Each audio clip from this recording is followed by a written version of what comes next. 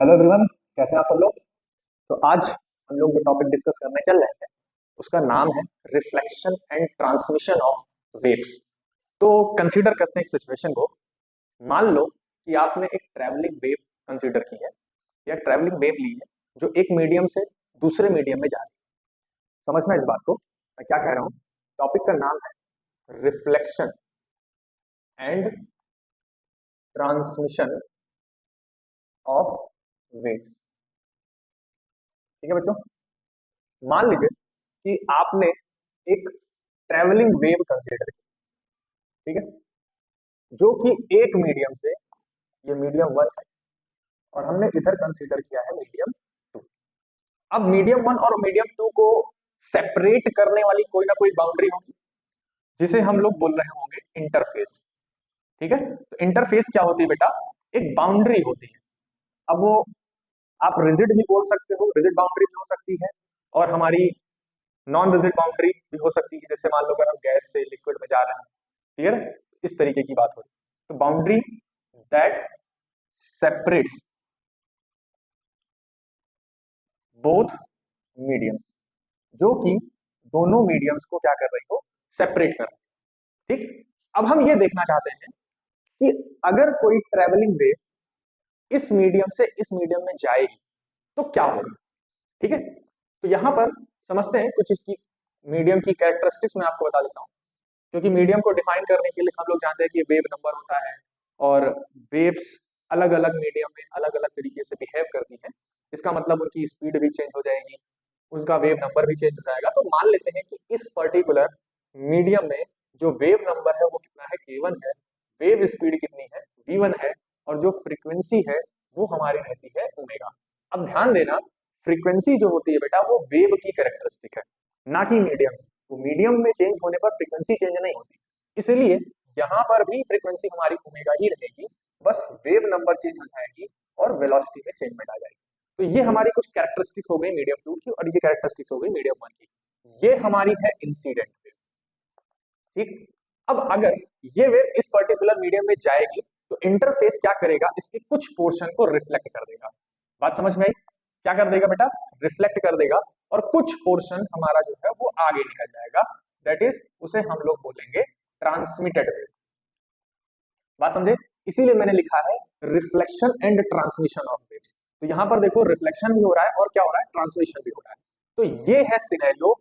Interface को मैं एक बाउंड्री बता देता हूं कि हमने कंसीडर कर लिया है कि जो हमारी वेव है वो एक्स डायरेक्शन में मूव कर रही है, इसलिए इंटरफेस एक्स बराबर जीरो पर प्लेस्ड है। ठीक है, ध्यान देना। तो इसी चीज को मैं स्टेटमेंट के फॉर्म में लिखता हूं, समझना। Let us consider, let us consider an incident wave traveling from medium 1 to medium 2 such that the interface x बराबर 0 reflects some part and transmit some portion of incident wave। Clear है। अब देखो equation के form में समझने की कोशिश करते हैं। तो किसी भी ट्रेवलिंग वेव की अगर बात हो रही है, देखो कौन सी वेव है, ट्रेवलिंग वेव है। तो ट्रेवलिंग वेव की इक्वेशन हम जानते हैं y बराबर a sin kx minus omega T, इसी फॉर्म में लिखी जाती है, या kx plus omega T. Depend करता है कि किस डायरेक्शन ऑफ मोशन में बात हो रही है। तो यहाँ पे एरो ध्यान देना कि वो किस डायरेक्शन में बात हो रही है। ठीक है, चलो देखो, तो here the equation of incident reflected and transmitted wave is given by, कैसे दिया जाएगा, देखो इंसिडेंट को मैं आई से रिप्रेजेंट कर दे रहा हूँ, रिफ्लेक्टेड को मैं आर से रिप्रेजेंट कर दे रहा हूँ, ट्रांसमिटेड को मैंने टी से रिप्रेजेंट कर दिया।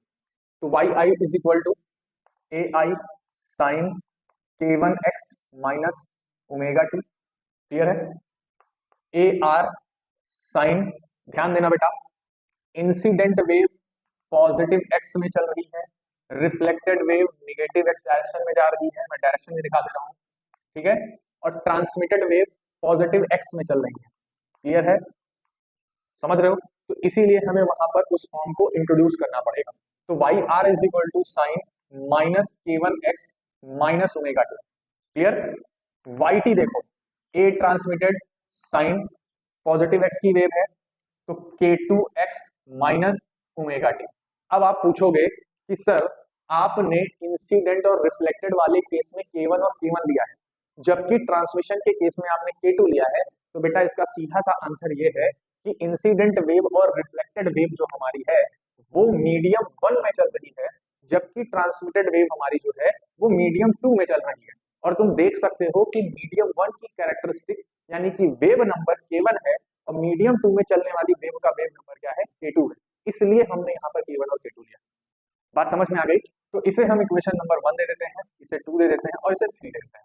यहाँ ध्यान देना ए आई ए आर और ए टी क्या है, here A I A R A T R the amplitudes of incident reflected and transmitted wave. ये जो हमारे पास ए आई है वो एम्पलीट्यूड्स को रिप्रेजेंट कर रहे हैं कि इंसिडेंट वेव का एम्पलीट्यूड क्या है, रिफ्लेक्टेड वेव का एम्पलीट्यूड क्या है और ट्रांसमिटेड वेव का एम्पलीट्यूड क्या है। क्लियर? अब एक कैरेक्टरिस्टिक होती है वेव की, या एक वेव की प्रॉपर्टी होती है, वेव की कह लो या वेव फंक्शन की कह लो। ध्यान से समझना कि कोई भी जो वेव फंक्शन होता है, क्योंकि ये मैंने वेव फंक्शन लिखे हैं, ध्यान देना, तो वेव फंक्शन जो होगा वो हमारा कॉन्टिन्यूअस होगा, डिफरेंशिएबल होगा एट द बाउंड्री कंडीशन। ठीक, ये हमारी बाउंड्री कंडीशन या हमारी वेव फंक्शन की कैरेक्टरिस्टिक है। तो any wave function must be, मैं यहां लिख रहा हूं, must be continuous, differentiable and single valued. ठीक, at boundary conditions. Boundary conditions या रीजन पर हमारा जो वेव फंक्शन होगा वो कॉन्टिन्यूअस होगा, डिफरेंशिएबल होगा और सिंगल वैल्यूड होगा। मतलब क्या है भैया, कॉन्टिन्यूअस का मतलब ये है कि जो वेव फंक्शन की कॉन्टिन्यूटी होगी वो बरकरार रहेगी। डिफरेंशिएबल क्या है, डिफरेंशिएबल का मतलब इसका जो स्लोप होगा यानी फर्स्ट ऑर्डर डेरिवेटिव वो कॉन्टिन्यूअस होगा। और सिंगल वैल्यूड का मतलब ये है कि अगर हम किसी पर्टिकुलर पॉइंट पर स्पेस में एनालिसिस कर रहे होंगे तो वेव फंक्शन की कोई एक ही वैल्यू मिलेगी, वहां पर मल्टीपल वैल्यूज मिलने के कोई चांसेस नहीं होंगे। तो इसका मतलब ये हुआ। अब हम इसी प्रॉपर्टी का इस्तेमाल करके आगे की एनालिसिस करेंगे। तो एक बार देख लो पूरी सिचुएशन क्या है और तब हम लोग आगे बढ़ते हैं। मैं फिर से रिकॉल करवा दे रहा हूं कि यहाँ पर हमने क्या किया।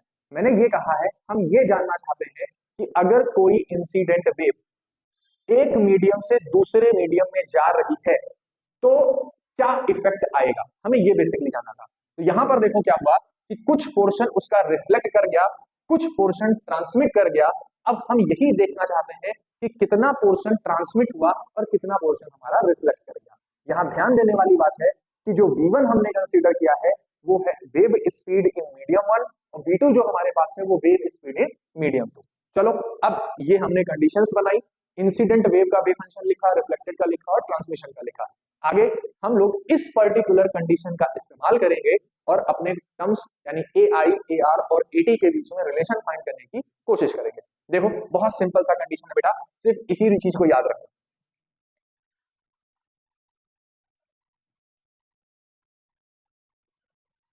चलो आगे देखते हैं हम लोग कि हमारे पास क्या टर्म्स एंड कंडीशंस बन रही हैं।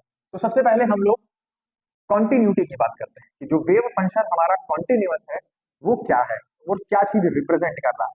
और ध्यान दीजिएगा उस मैंने लिखा हुआ है एट बाउंड्री कंडीशन, और बाउंड्री कंडीशन हमारे पास क्या है, x बराबर 0। मैं डायग्राम छोटा सा बना दे रहा हूं ताकि तुम्हें याद रखने में आसानी हो। ये है x बराबर 0, इसी को हम लोगों ने बोला था इंटरफेस। ठीक, यहां से वेव गई थी इंसिडेंट वाली, यहां से वेव आई थी रिफ्लेक्ट वाली, यहां से गई थी ट्रांसमिट वाली। ये है इंसिडेंट, ये है रिफ्लेक्टेड, ये है हमारी ट्रांसमिटेड। चलो देखो, तो wave function must be continuous.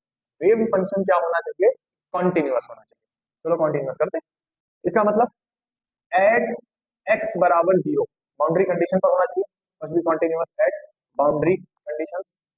Eight x बराबर जीरो, यही हमारी बाउंड्री कंडीशन है।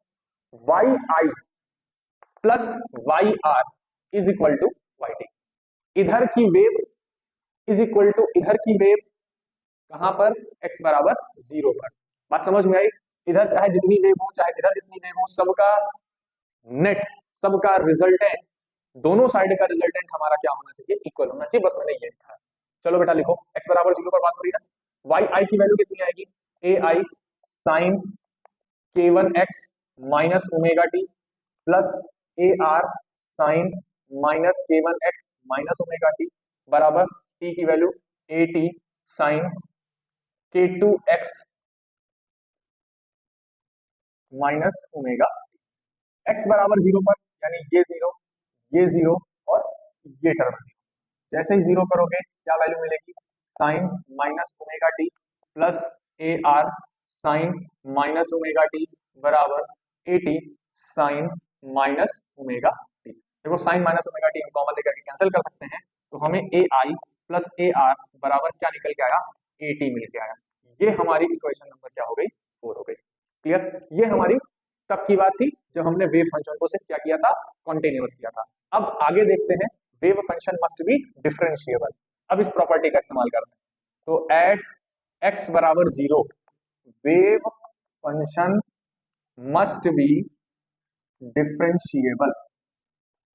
इसे हम दूसरी लैंग्वेज में भी लिखने चल रहे हैं, और ध्यान देना, wave first order derivative, first order derivative of wave function must be continuous. बात समझ में आई? जो इसका फर्स्ट ऑर्डर डेरिवेटिव होना चाहिए वो क्या होना चाहिए, कॉन्टिन्यूअस होना चाहिए। तो भैया डेरिवेटिव कर लेते हैं। आप क्या करना है, ठीक, del upon del x del y r by del x is equal to del y t upon del x. अब आप बोलोगे सर आपने डेल क्यों दिया, d y by d x क्यों नहीं लिया, पार्शियल डेरिवेटिव क्यों ले रहे हो? इसलिए ले रहे हैं क्योंकि बेटा यहाँ पर जो हमारा वेव फंक्शन है वो एक्स और टी दोनों का फंक्शन है, ठीक है, इसलिए। और हम लोग यहाँ पर सिर्फ और सिर्फ डेरिवेटिव देख रहे हैं विद रिस्पेक्ट टू पोजीशन, ना कि टाइम, तो यहाँ पर हमने डेल ऑपरेटर लगाया। चलो डिफरेंशिएट करो और x बराबर जीरो भी पुट कर देना साथ ही साथ, ठीक है। जैसे डिफरेंशिएट करोगे तो आपको रिजल्ट मिलेगा ए आई, इसका डिफरेंशिएशन x के रिस्पेक्ट में k1 बाहर आ जाएगा, k1 cos k1 x minus omega t, ठीक, वाई आर के लिए माइनस ए आर k1 साइन का डिफरेंशिएशन cos ही होता है minus k1 x minus omega t, ठीक है, is equal to del y by del t a t k two sine का differentiation cos k two x minus omega t, ठीक। अब हमें देखना था एट एक्स बराबर जीरो। चलो देखो क्या रिजल्ट आता है।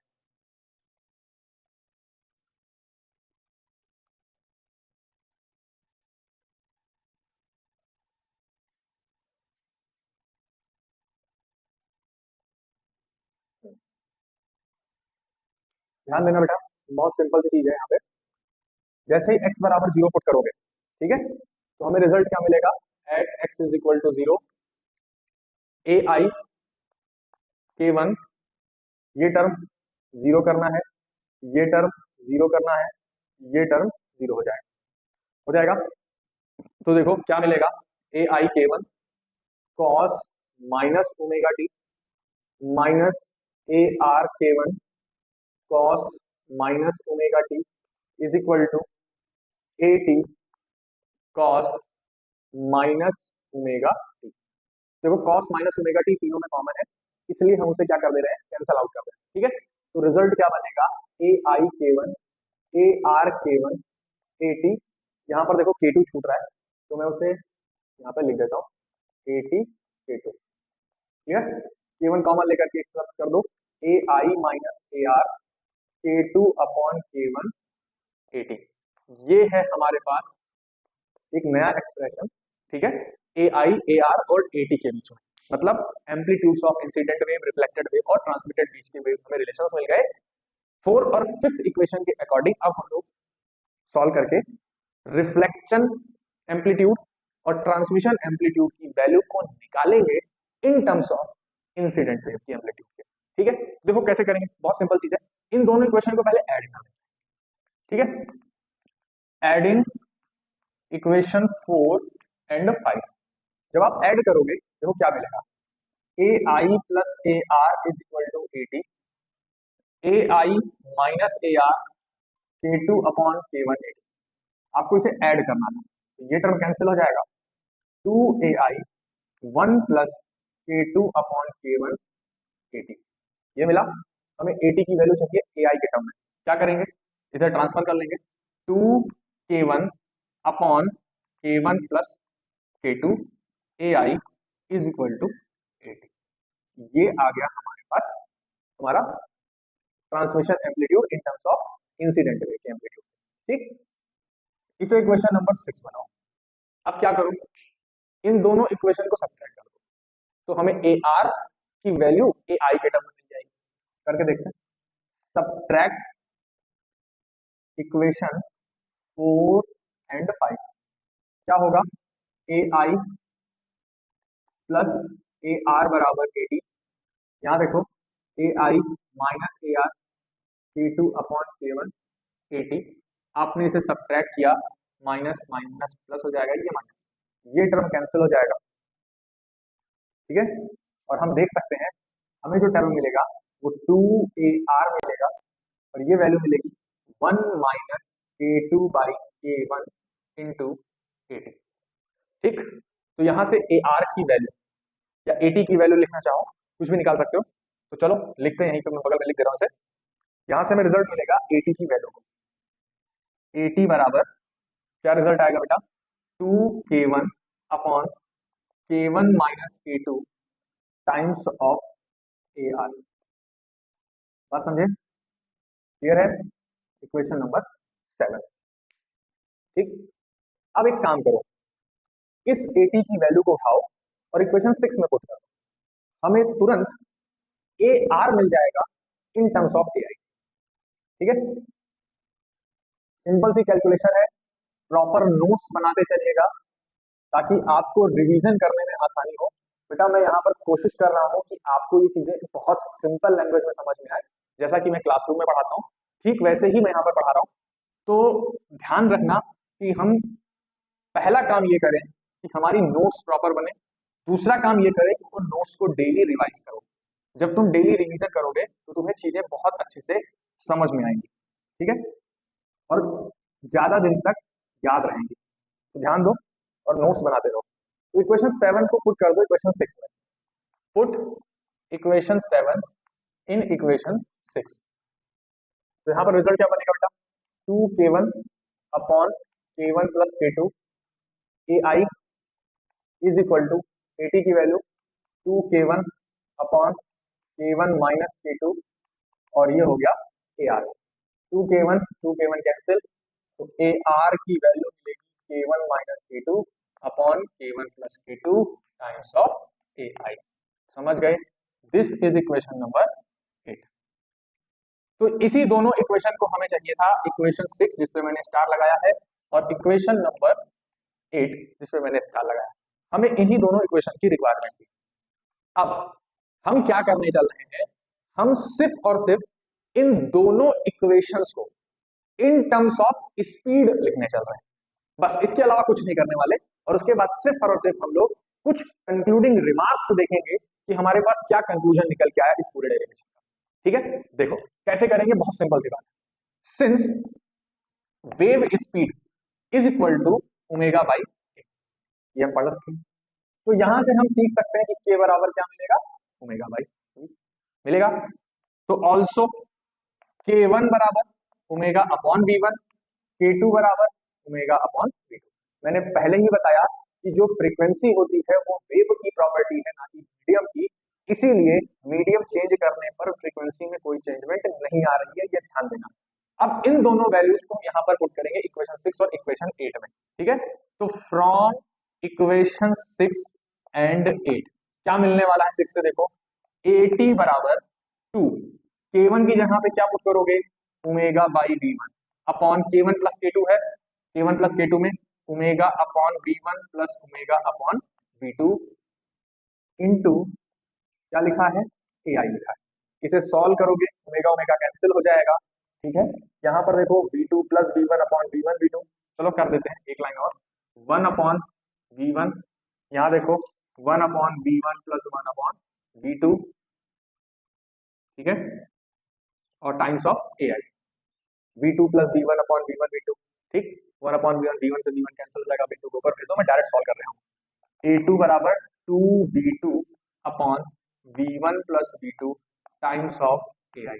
अब आप मुझसे ये पूछ सकते हो कि सर जब हमें ए टी और ए आई के बीच में रिलेशन पहले से पता है तो हम वापस क्यों निकाल रहे हैं? बेटा इसलिए निकाल रहे हैं कि अगर मान लो तुम्हें वेव नंबर के बारे में जानकारी ना हो, तुम्हें वेव स्पीड के बारे में जानकारी हो, तो तुम आराम से इस रिलेशन का इस्तेमाल कर पाओ और उससे अपने रिजल्ट्स तक पहुंच पाओ या कंक्लूजन तक पहुंच पाओ, ठीक है। तो अब हमने इस इक्वेशन को नाम दे दिया 9, और इसी के साथ साथ इसको भी मॉडिफाई कर लेते हैं इन टर्म्स ऑफ वेव स्पीड, ठीक है, और हमारा डेरिवेशन लगभग एंड पे आ जाएगा।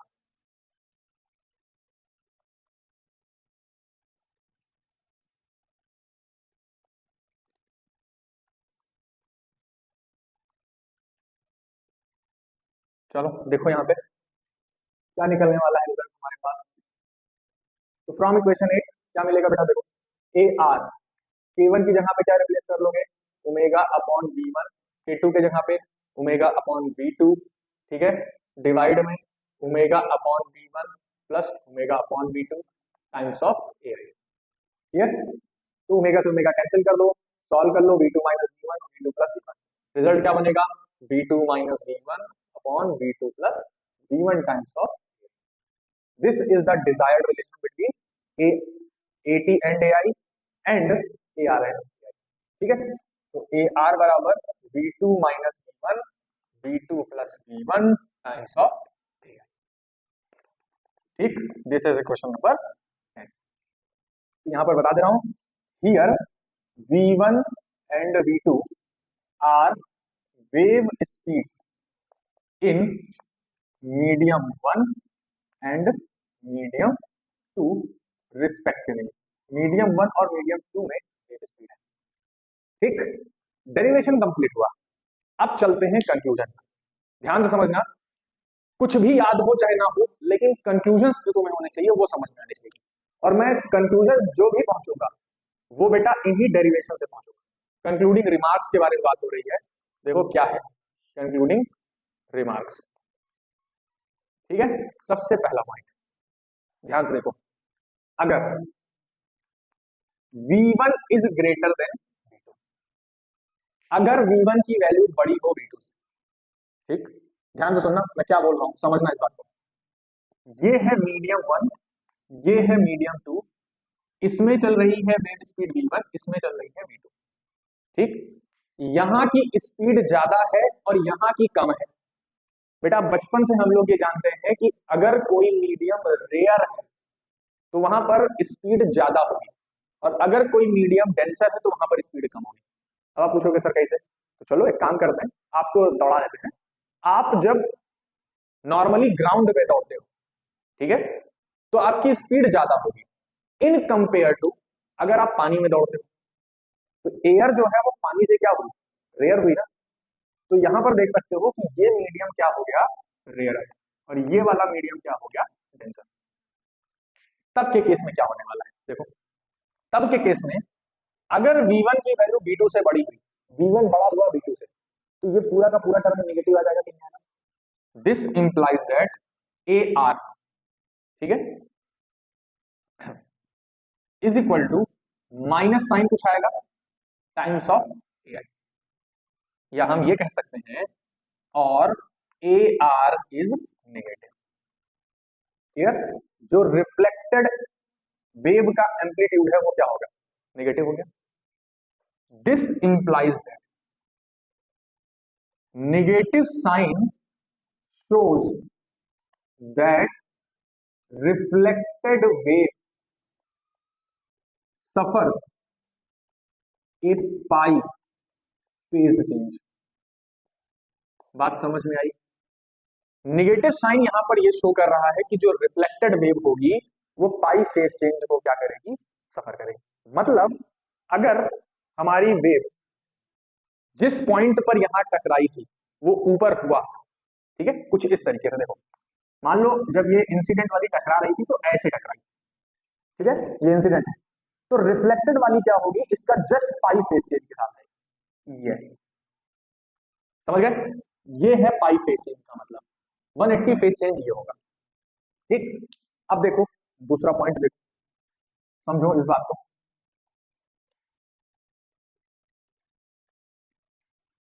मैं इस रिलेशन को रफ नहीं कर रहा हूं, एटी वाले रिलेशन को, क्योंकि बहुत काम आने वाला है। दूसरा पॉइंट, अगर V2 की वैल्यू बड़ी हो V1,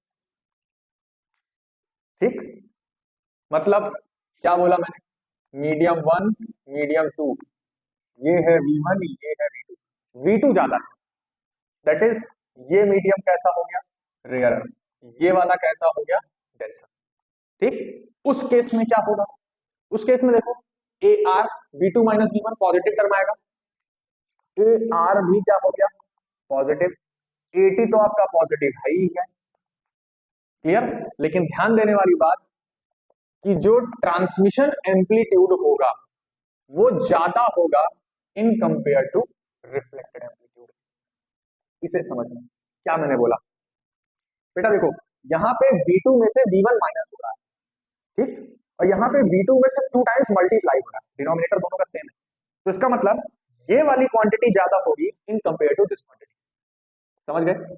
मतलब क्या है, फिजिकली समझो, फिजिक्स ये कह रही है कि अगर मीडियम वन और मीडियम टू में वेव चली, मीडियम टू रेयर हुआ और मीडियम वन डेंसर हुआ, उस केस में हमारा मोस्ट ऑफ द पोर्शन जो इंसिडेंट वेव का था वो ट्रांसमिट कर जाएगा और रिफ्लेक्टेड पार्ट थोड़ा सा कम हो जाएगा, ठीक।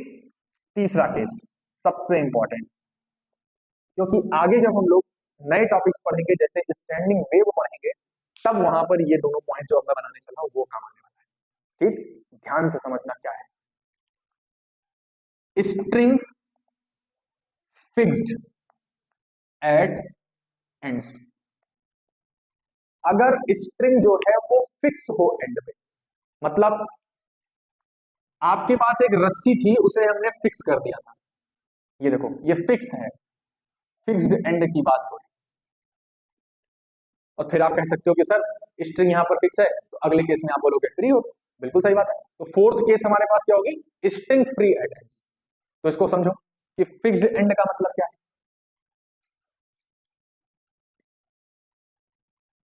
ध्यान देना बेटा, ये हो गया तुम्हारा मीडियम वन, ये हो गया तुम्हारा मीडियम टू, यहां पर वेव तो चलेगी, आसानी से चलेगी, ठीक है, समझना। अब हमने एक पल्स जनरेट की, थोड़ी सी कोई भी पल्स जनरेट कर दो जरा सा, ये है पल्स, तो पहले इसका मतलब समझो ना, स्ट्रिंग फिक्स एट एंड का मतलब क्या है, बेटा इसका मतलब ये है, दिस इंप्लाइज दैट जो हमारे पास मास डेंसिटी है वो इनफाइनाइट हो गई इस जगह पे, क्योंकि अभी हिल तो रहा नहीं है, मूवमेंट तो है नहीं, तो कोई भी रस्सी मूव नहीं कर रही है, इसका मतलब उसमें कोई वेव स्पीड जनरेट नहीं हो रही है, और हम जानते हैं कि वेव स्पीड जो होती है, तुम जानते हो कि v बराबर under root t upon mu, मैं पढ़ा चुका हूं, वेव स्पीड बराबर टेंशन अपॉन, ठीक, मास डेंसिटी, ये म्यू जो है वो क्या है, मास डेंसिटी है, क्लियर। तो स्ट्रिंग फिक्स एट एंड का मतलब हुआ कि जो म्यू है वो क्या हो गया, इनफाइनाइट हो गया, लार्ज मास डेंसिटी हो गई, ऐसे केस में जो v होगी वो क्या हो जाएगी, जीरो, लेकिन किस जगह की होगी, V2 की होगी, तो यहां पर हम बोलेंगे हमारा V2 क्या हो गया, जीरो हो गया, इस बात को ध्यान देना, ठीक। तो भैया अगर V2 तुम्हारा जीरो हुआ, ऐसे केस में क्या निकल के आएगा, ए आर देखो, तो ए आर तुम्हारे पास आएगा V2 zero, minus times of आएगा, minus V1 upon V2 plus V1 times of A आएगा, और ए ट्रांसमिटेड, भैया ए ट्रांसमिटेड का फॉर्मूला तुम्हें बता रखा है, ए टी बराबर 2V2 upon V1 plus V2 times of A I, ये भी फॉर्मूला डिराइव किया था, तो जब V2 जीरो हो गया तो ए ट्रांसमिटेड की वैल्यू क्या हो गई, जीरो, इसका मतलब क्या हुआ कि अगर कोई स्ट्रिंग फिक्स हुई एंड पे तो सारी की सारी वेव जो है वो रिफ्लेक्ट कर जाएगी, ट्रांसमिशन कुछ नहीं मिलेगा, और निगेटिव साइन ये शो कर रहा है कि रिफ्लेक्टेड वेव क्या करेगी, देखो पाई फेज चेंज को सफर करेगी। मतलब अब इंसिडेंट वेव हमारे पास ये थी, ठीक है, ये हमारी इंसिडेंट वेव थी, तो जो रिफ्लेक्टेड वेव आने वाली है वो कैसे आएगी, उसमें पाई का फेज चेंज आएगा, और पाई का फेज चेंज का मतलब ये रहा, समझ गए, ये है तुम्हारे पास रिफ्लेक्टेड वेव, और ट्रांसमिट तो कुछ होगा ही, समझ गए।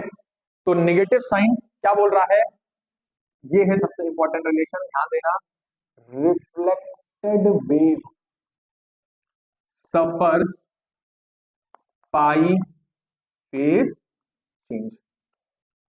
ठीक, अब लास्ट पॉइंट तुम्हारे पास है क्या भैया, स्ट्रिंग फ्री एडमेंट्स। अब अगर हम स्ट्रिंग को फ्री कर दें, बेटा देखो मैं ये चीज चाहता तो तुम्हें रटवा भी सकता था कि भैया जब हमारे पास स्ट्रिंग होगी वो फ्री होगी तो उसमें कोई फेस चेंज नहीं देखने को मिलेगा, अगर स्ट्रिंग फिक्स होगी तो उसमें पाई फेस चेंज देखने को मिलेगा। लेकिन मैंने आपको ये चीज प्रूव करके दिखाई है कि ये कैसे होता है, ठीक है, ताकि तुम्हें आगे याद रहे हमेशा के लिए। तो स्ट्रिंग फ्री एट एंड्स, बेटा फ्री का मतलब, देखो फ्री का मतलब क्या है, हमने यहाँ पर जो रस्सी ली थी उसको एक छल्ले से बांध दिया, ताकि होगा क्या, जब तुम पल्स जनरेट करोगे किस पर, रस्सी पर, तो छल्ला ऊपर नीचे मूव कर सकता है, लेकिन यहाँ पर कोई मूवमेंट नहीं होगी, ये फिक्स है, ठीक है। तो ये हमारे पास हो गया फ्री एंड, देखो ध्यान से, ठीक। तो इंसिडेंट वेव हमारे पास ये थी, दिस इज इंसिडेंट, ये हमारे पास मीडियम 1 है, ये हमारे पास मीडियम 2। फ्री एंड का मतलब क्या हुआ, यहीं से समझ लो, फ्री एंड का मतलब वेलोसिटी जीरो नहीं होने वाली, ठीक है। या फ्री एंड का मतलब, free and means mass density is infinitesimal small, बहुत छोटी हो, फ्री एंड का मतलब ये होता है, ठीक है। This implies mu tends to zero, और अगर म्यू टेंड्स टू जीरो हुआ तो v टेंड्स टू क्या कर जाएगा, इंफिनिटी कर जाएगा, समझ गए। और अगर v2 टेंड्स टू इंफिनिटी हुआ तब देखो क्या होगा, आप जानते हो भैया ए आर का मतलब क्या है, ए आर बराबर v2 minus v1 upon v2 plus v1 times of A I, ये पढ़ा है कि नहीं पढ़ा, ठीक है। देखो सिंस ए आर में लिख दे रहा हूँ, A are is equal to v2 minus v1 upon v2 plus v1 times of A I, v2 common ले लो ऊपर नीचे से, न्यूमरेटर डिनोमिनेटर से, 1 minus v1 upon v2, 1 plus v1 upon v2 times of A I, ठीक। बेटा अगर v2 infinite हुआ तो ये टर्म आपका क्या हुआ, जीरो, ये टर्म भी क्या हुआ, जीरो, यहां से हमें रिजल्ट मिलेगा ए आर बराबर ए आई, मिलेगा कि नहीं मिलेगा। और साथ ही साथ ए ट्रांसमिटेड के बारे में बात कर लेते हैं, ए टी बराबर 2v2 upon v1 plus v2 times of A I, यहाँ से देखो v2 कॉमन लोगे तो 2ai upon v1 upon v2 plus 1, ये टर्म हो जाएगा जीरो, तो हमें रिजल्ट मिलेगा at बराबर 2 टाइम्स ऑफ a1, समझे। इन दोनों रिजल्ट्स को देखो क्या कह रहा है, from those results we get at का मैग्नीट्यूड ज्यादा होगा किसके, ar के, किसके लिए, फॉर फ्री एंड के लिए, समझ गए। और मुझे ये बताओ क्या यहाँ पर कोई निगेटिव साइन आया ए आर में, नहीं, इसका मतलब कोई भी फेज चेंज नहीं होने वाला, और जो एम्पलीट्यूड इंसिडेंट वेव का है वही एम्पलीट्यूड किसका मिलेगा हमें, रिफ्लेक्टेड वेव का भी मिलेगा, विदाउट एनी फेज चेंज, ठीक है। देखो ये कोई भी फेज चेंज हमें देखने को नहीं मिला, तो ये हमारे पास वेव आ गई रिफ्लेक्टेड, और ये एंड कैसा था, फ्री एंड। तो आई थिंक आप लोगों को ये समझ में आ गया होगा कि अगर वेव हमारी डेंसर मीडियम से रेयर मीडियम में जा रही है तब क्या होगा, रेयर मीडियम से डेंसर मीडियम में जा रही है तब क्या होगा, अगर वेव हमारी स्ट्रिंग पर डेवलप हुई है जिसके एंड्स क्या है, फिक्स है, तब क्या होने वाला है, तब एम्पलीट्यूड ट्रांसमिटेड वेव का जीरो हो जाएगा और रिफ्लेक्टेड वेव हमें मिलेगी नेगेटिव साइन के साथ, जो कि बता रही हूँ कि यहाँ पर पाई फेस चेंज अकर करेगा। अगर स्ट्रिंग फ्री है एंड्स पर, तो उस केस में कोई भी फेस चेंज देखने को नहीं मिलेगा रिफ्लेक्टेड वेव के लिए, और ट्रांसमिटेड वेव का एम्पलीट्यूड ज्यादा होगा किसके कंपेयर में, हमारे रिफ्लेक्टेड वेव के कंपेयर में। तो ये था reflection and transmission of wave on medium interface. तो मैं क्या समझाना चाह रहा था इस पूरे टॉपिक से, मैं ये समझाना चाह रहा था कि अगर कोई वेव हमारी फॉल करती है या एक मीडियम से दूसरे मीडियम में जा रही होती है, तो हमें कितना पोर्शन उसका रिफ्लेक्टेड वेव में मिलेगा और कितना पोर्शन उसका ट्रांसमिटेड वेव में मिलेगा, ये हम जानना चाहते हैं। ठीक है, तो आई थिंक तुम्हें ये डेरिवेशन समझ में आया होगा। और फिर से मैं बोल रहा हूँ बेटा, प्रॉपरली नोट्स बनाओ और प्रॉपरली उसे रिवीजन करो। मैं जो भी लेक्चर्स आपको दे रहा हूँ, आज 6th लेक्चर है शायद, तो 6 लेक्चर्स जो मैंने यहाँ पर बनाए हैं उसमें तुम लोग ये समझ सकते हो कि वेव मोशन को मैंने बहुत रूट लेवल से, जो तुम्हारे डेली लाइफ में एग्जांपल्स हैं उनसे समझाने की कोशिश की है। तो आई थिंक तुम्हें ये बेनिफिट होगा, बेनिफिशियली होगा। तो आप उसे बनाइए नोट्स, उसे प्रॉपर रिवाइज करिए, ताकि एग्जाम्स में आप अच्छे स्कोर गेन कर पाओ और तुम्हें वेव के बारे में अंडरस्टैंडिंग भी अच्छी हो पाए। ठीक है, चलो मिलते हैं कल नए क्लास में।